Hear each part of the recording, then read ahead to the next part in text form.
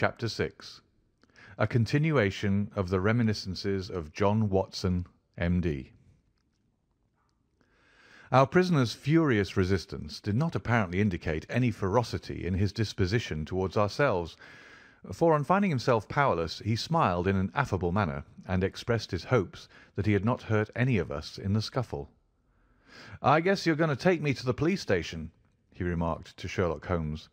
"My cab's at the door. If you'll loose my legs I'll walk down to it. I'm not so light to lift as I used to be." Gregson and Lestrade exchanged glances as if they thought this proposition rather a bold one. But Holmes at once took the prisoner at his word and loosened the towel which we had bound round his ankles. He rose and stretched his legs as though to assure himself that they were free once more. I remember that I thought to myself as I eyed him that I had seldom seen a more powerfully built man, and his dark, sunburned face bore an expression of determination and energy which was as formidable as his personal strength. "If there's a vacant place for a chief of the police, I reckon you're the man for it," he said, gazing with undisguised admiration at my fellow lodger. "The way you kept on my trail was a caution." "You had better come with me," said Holmes to the two detectives. "I can drive you," said Lestrade. "Good. And Gregson can come inside with me. You too, Doctor. You have taken an interest in the case and may as well stick to us." I assented gladly, and we all descended together. Our prisoner made no attempt at escape, but stepped calmly into the cab which had been his, and we followed him. Lestrade mounted the box, whipped up the horse, and brought us in a very short time to our destination. We were ushered into a small chamber where a police inspector noted down our prisoner's name and the names of the men with whose murder he had been charged. The official was a white-faced, unemotional man, who went through his duties in a dull, mechanical way. "The prisoner will be put before the magistrates in the course of the week," he said. "In the meantime, Mr. Jefferson Hope, have you anything that you wish to say? I must warn you that your words will be taken down and may be used against you." "I've got a good deal to say," our prisoner said slowly. "I want to tell you gentlemen all about it." "Hadn't you better reserve that for your trial?" asked the inspector. "I may never be tried," he answered. "You needn't look startled. It isn't suicide I'm thinking of. Are you a doctor?" He turned his fierce, dark eyes upon me as he asked this last question. "Yes, I am," I answered. "Then put your hand here," he said with a smile, motioning with his manacled wrist towards his chest. I did so, and became at once conscious of an extraordinary throbbing and commotion which was going on inside. The walls of his chest seemed to thrill and quiver as a frail building would do inside when some powerful engine was at work. In the silence of the room I could hear a dull humming and buzzing noise which proceeded from the same source.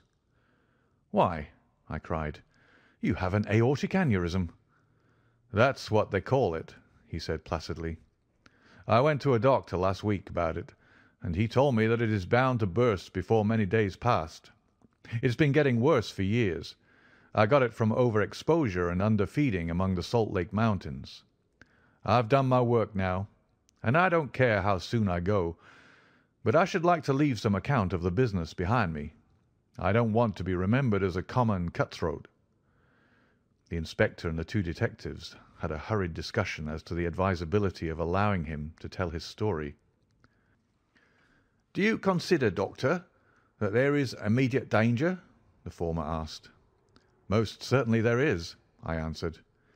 "In that case it is clearly our duty, in the interest of justice, to take his statement," said the inspector.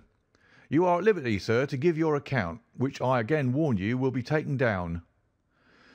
"I'll sit down, with your leave," the prisoner said, suiting the action to the word. "This aneurysm of mine makes me easily tired, and the tussle we had half an hour ago has not mended matters. I'm on the brink of the grave, and I'm not likely to lie to you.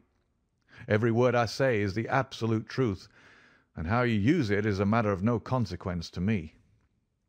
With these words, Jefferson Hope leaned back in his chair and began the following remarkable statement.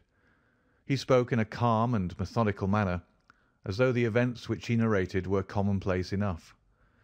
I can vouch for the accuracy of the subjoined accounts, for I have had access to Lestrade's notebook, in which the prisoner's words were taken down exactly as they were uttered.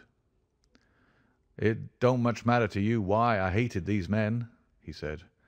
"It's enough that they were guilty of the death of two human beings, a father and a daughter, and that they had, therefore, forfeited their lives. After the lapse of time that has passed since their crime, it was impossible for me to secure a conviction against them in any court. I knew of their guilt, though, and I determined that I should be judge, jury, and executioner, all rolled into one. You'd have done the same, if you have any manhood in you, if you had been in my place. That girl that I spoke of was to have married me 20 years ago. She was forced into marrying that same Drebber, and broke her heart over it. I took the marriage ring from her dead finger, and I vowed that his dying eyes should rest upon that very ring, and that his last thoughts should be of the crime for which he was punished.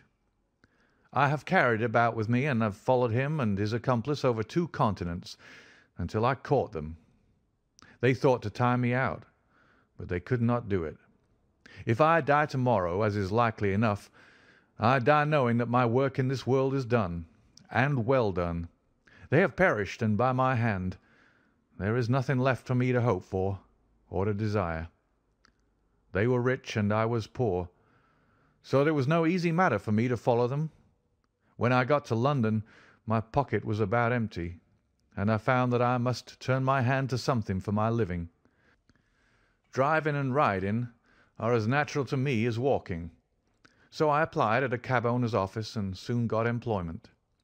I was to bring a certain sum a week to the owner, and whatever was over that I might keep for myself. There was seldom much over, but I managed to scrape along somehow. The hardest job was to learn my way about, for I reckon that of all the mazes that ever were contrived, this city is the most confusing. I had a map beside me, though, and when once I had spotted the principal hotels and stations, I got on pretty well. It was some time before I found out where my 2 gentlemen were living, but I inquired and inquired, until at last I dropped across them. They were at a boarding house at Camberwell, over on the other side of the river. When once I found out, I knew that I had them at my mercy. I had grown my beard, and there was no chance of their recognizing me. I would dog them and follow them until I saw my opportunity. I was determined that they should not escape me again. They were very near doing it, for all that. Go where they would about London, I was always at their heels. Sometimes I followed them on my cab, and sometimes on foot, but the former was the best, for then they could not get away from me. It was only early in the morning or late at night that I could earn anything, so that I began to get behindhand with my employer. I did not mind that, however, as long as I could lay my hand upon the men I wanted. They were cunning, though. They must have thought that there was some chance of their being followed, for they would never go out alone, and never after nightfall. During 2 weeks I drove behind them every day, and never once saw them separate. Drebber himself was drunk half the time, but Stangerson was not to be caught napping. I watched them late and early, but never saw the ghost of a chance. But I was not discouraged, for something told me that the hour had almost come. My only fear was that this thing in my chest might burst a little too soon and leave my work undone.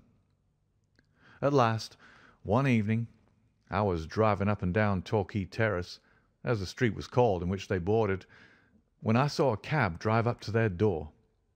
Presently some luggage was brought out, and after a time Drebber and Stangerson followed it and drove off. I whipped up my horse and kept within sight of them, feeling very ill at ease, for I feared that they were going to be shifting their quarters. At Euston Station they got out, and I left a boy to hold my horse and followed them onto the platform. I heard them ask for the Liverpool train, and the guard answered that that one had just gone and there would not be another for some hours. Stangerson seemed to be put out at that, but Drebber was rather pleased than otherwise.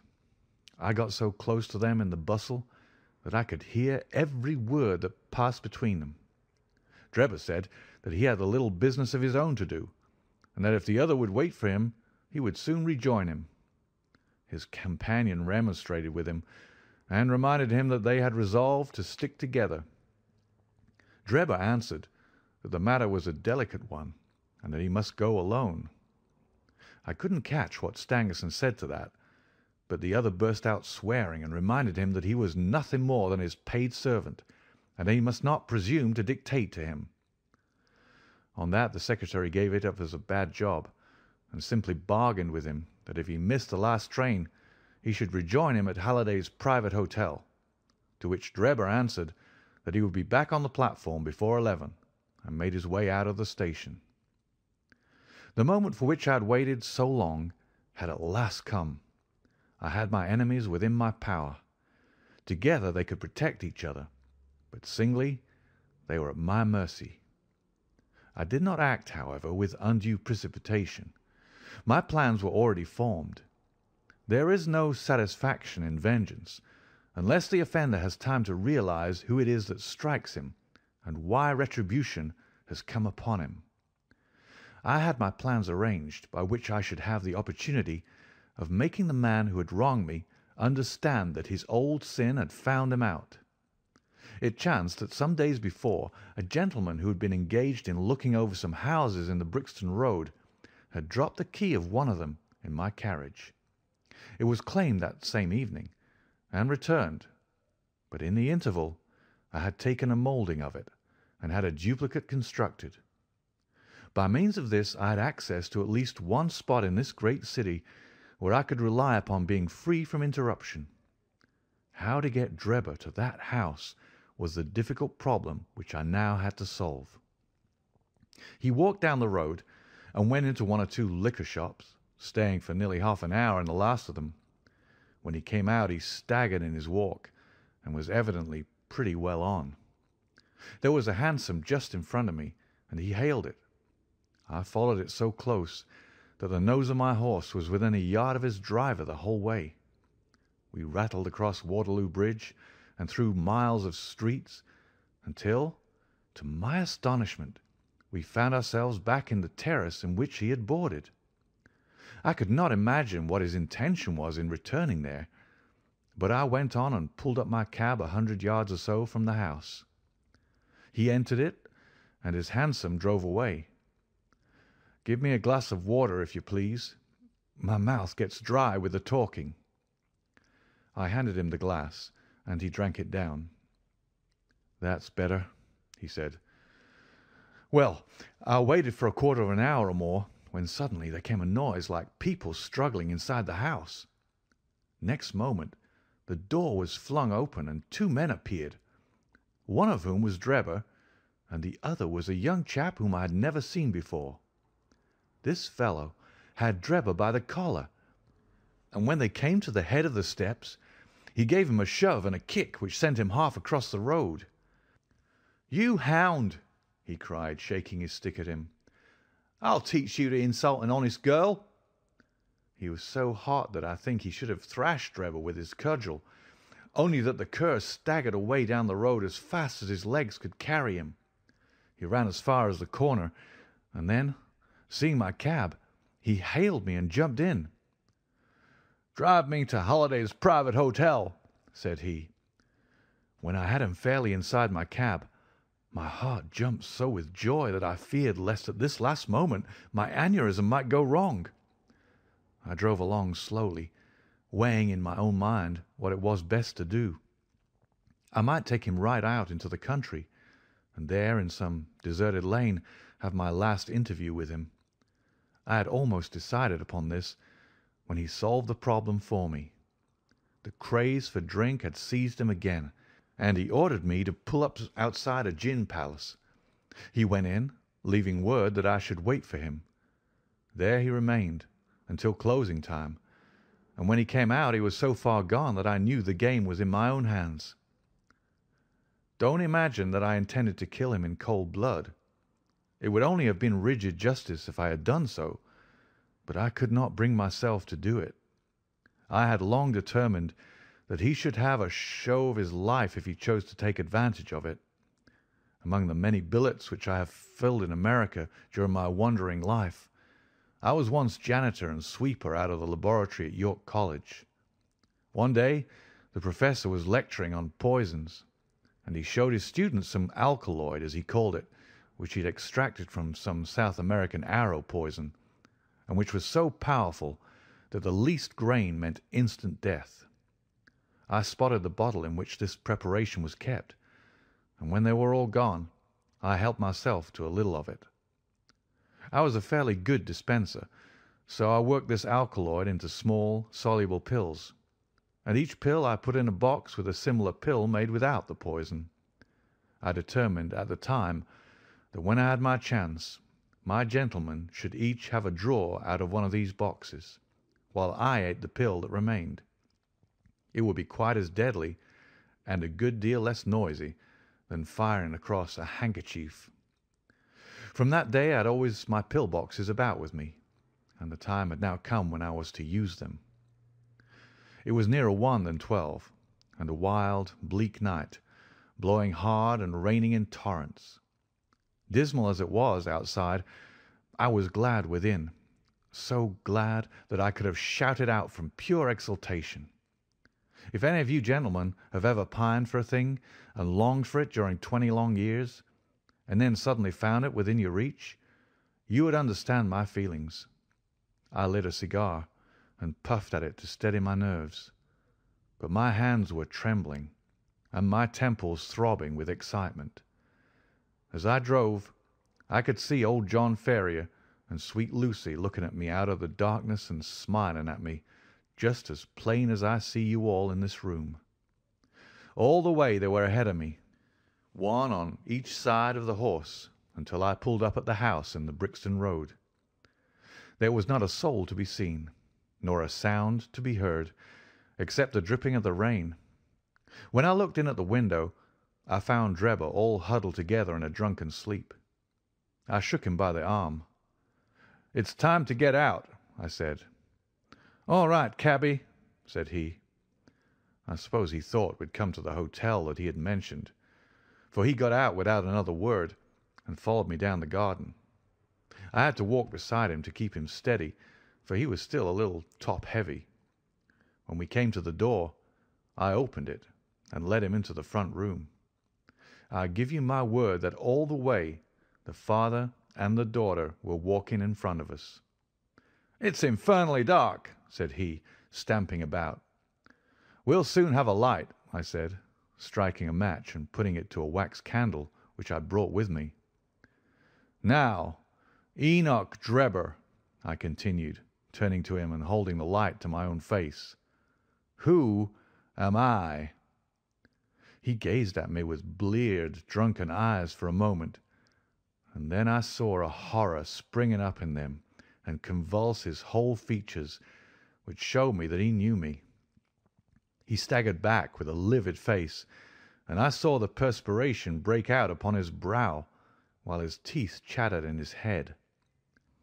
At the sight, I leaned my back against the door and laughed loud and long. I had always known that vengeance would be sweet, but I had never hoped for the contentment of soul which now possessed me. "You dog," I said, "I have hunted you from Salt Lake City to St. Petersburg, and you have always escaped me. Now at last your wanderings have come to an end, for either you or I shall never see tomorrow's sunrise." He shrunk still further away as I spoke, and I could see on his face that he thought I was mad. So I was for the time. The pulses in my temples beat like sledge-hammers, and I believe I would have had a fit of some sort if the blood had not gushed from my nose and relieved me. "What do you think of Lucy Ferrier now?" I cried, locking the door and shaking the key in his face. "Punishment has been slow in coming, but it has overtaken you at last." I saw his coward lips tremble as I spoke. He would have begged for his life, but he knew well that it was useless. "Would you murder me?" he stammered. "There is no murder," I answered. "Who talks of murdering a mad dog? What mercy had you upon my poor darling when you dragged her from her slaughtered father and bore her away to your accursed and shameless harem?" "It was not I who killed her father," he cried. "But it was you who broke her innocent heart," I shrieked, thrusting the door before him. "Let the high God judge between us. Choose and eat. There is death in one and life in the other. I shall take what you leave. Let us see if there is justice upon the earth, or if we are ruled by chance." He cowered away with wild cries and prayers for mercy, but I drew my knife and held it to his throat until he had obeyed me. Then I swallowed the other, and we stood facing one another in silence for a minute or more, waiting to see which was to live and which was to die. Shall I ever forget the look which came over his face when the first warning pangs told him that the poison was in his system? I laughed as I saw it, and held Lucy's marriage ring in front of his eyes. It was but for a moment, for the action of the alkaloid is rapid. A spasm of pain contorted his features. He threw his hands out in front of him, staggered, and then, with a hoarse cry, fell heavily upon the floor. I turned him over with my foot and placed my hand upon his heart. There was no movement. He was dead. The blood had been streaming from my nose, but I had taken no notice of it. I don't know what it was that put it into my head to write upon the wall with it. Perhaps it was some mischievous idea of setting the police upon a wrong track, for I felt light-hearted and cheerful. I remembered a German being found in New York with Rache written up above him, and it was argued at the time in the newspapers that the secret societies must have done it. I guessed that what puzzled the New Yorkers would puzzle the Londoners. So I dipped my finger in my own blood and printed it on a convenient place on the wall. Then I walked down to my cab and found that there was nobody about, and that the night was still very wild. I had driven some distance when I put my hand into the pocket in which I usually kept Lucy's ring, and found that it was not there. I was thunderstruck at this, for it was the only memento that I had of her. Thinking that I might have dropped it when I stooped over Drebber's body, I drove back, and leaving my cab in a side street, I went boldly up to the house, for I was ready to dare anything rather than lose the ring. When I arrived there, I walked right into the arms of a police officer who was coming out, and only managed to disarm his suspicions by pretending to be hopelessly drunk. That was how Enoch Drebber came to his end. All I had to do then was to do as much for Stangerson, and so pay off John Ferrier's debt.